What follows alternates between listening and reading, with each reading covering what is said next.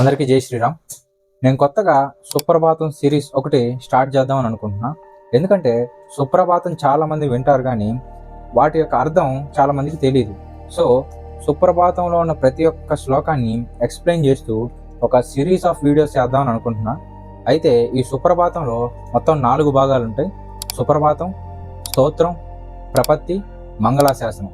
ఇందులో first part అయిన సుప్రభాతంలో 29 శ్లోకాలు ఉంటాయి. ఈ సిరీస్ మొత్తం ఆ సుప్రభాతాన్ని డిస్కస్ చేద్దాం. ఈరోజు బేసిక్ ఇంట్రడక్షన్ చెప్పేసుకుందాం. సుప్రభాతం అంటే సింపుల్గా గుడ్ మార్నింగ్ అనర్థం.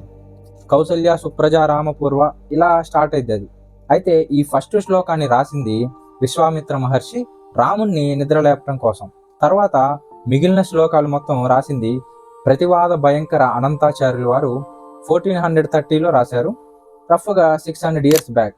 ఈ రోజు కూడా తిరుమలలో తెల్లవారుజామున పెట్టే సుప్రభాతం ఇదే. So hope you guys will enjoy this series. And ఇలాంటి ధార్మిక్ ఇన్ఫర్మేషన్ కోసం ఫాలో కొట్టండి తెలుగు సనాతని గాయ్. నమశంకరాయ.